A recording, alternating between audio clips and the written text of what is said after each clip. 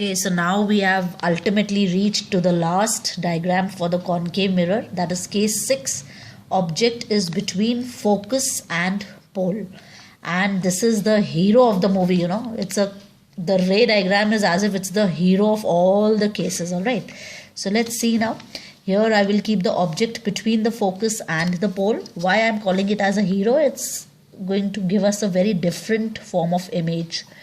Different than all the of the others that we have got. So here I'll name this as A, B. I'll use the first rule, parallel, focus. Okay. Then I'll use the third rule directly. That is center of curvature.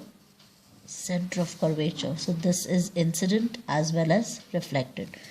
See now, what do you observe? These two reflected rays, they are moving away from each other. They are not getting close to each other. So this is an indication that it is not going to meet somewhere this side. I'll have to produce these lines behind somewhere. They are going to meet somewhere behind the mirror. Now please remember that whenever you show anything that is behind the mirror, you have to indicate that with the dotted line. So I am drawing a dotted line here, which means that these rays are behind the mirror. They're not actually meeting. They will appear to be meeting, right? So wherever they are meeting, it seems they are meeting here.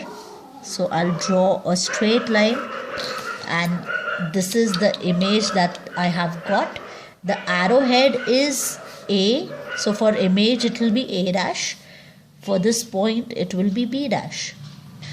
Now you'll observe that here you have got altogether a different image if you observe. What is the position of the image? The position of the object, it is between focus and pole. Okay. Where did we get the image? We got the image behind the mirror. So we'll write this as behind the mirror.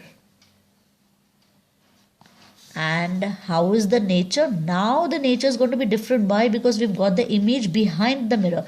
So any image which is behind is termed to be as a virtual image. And now you observe that all the virtual images, they are real. It's just, above the principal axis. It is erect. So it is virtual and erect. Let's talk about the size. My size is just the size of the object is just a 2 line, whereas here I'm getting an enlarged image, right? Double of what is the object. So again we will write this as highly enlarged. So now U object to हमने left में रखा है. It is in front of the mirror. It is towards the left. So I mentioned this U as negative. V, for the first time I've got V, the object on the right side. So here this is the only case in case of concave mirrors where I am getting a positive V. Alright. Focal length, yes, focus is towards the left. So this will remain negative itself.